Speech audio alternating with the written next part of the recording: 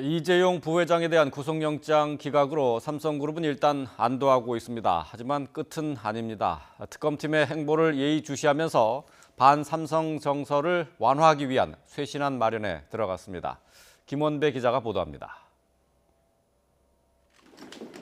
삼성그룹은 특검팀이 추가적인 수사 진행 상황에 따라 이재용 부회장에 대한 구속영장을 재청구할 수 있다는 입장을 밝히자 몸을 낮춘 채 특검팀의 향후 행보를 주시하고 있습니다.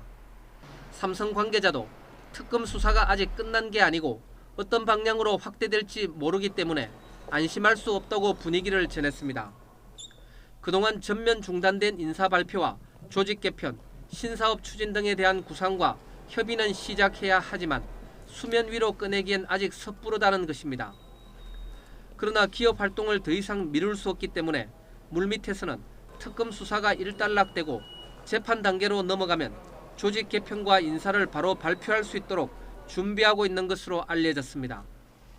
삼성은 또 이재용 부회장의 구속영장 기각 이후 반삼성 정서가 더 악화되고 있어 이를 누그러뜨리기 위한 쇄신안 마련에 고심을 거듭하고 있는 것으로 전해졌습니다.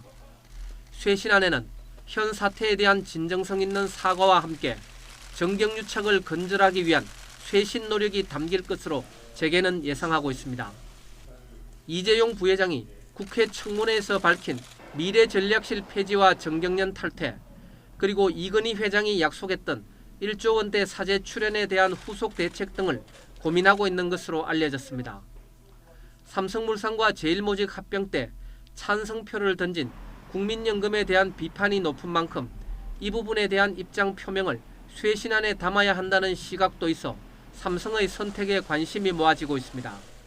이재용 부회장의 삼성은 삼성의 임직원, 주주, 그리고 글로벌 파트너사들, 더 넓게는 국민들로부터 잃어버린 신뢰를 회복하는 강력한 쇄신안을 발표해야 할 것입니다. 이번 쇄신안에 대한 여론의 평가는 이재용 부회장과 삼성의 미래에 분수령이 될 것으로 보입니다. YTN 김원배입니다.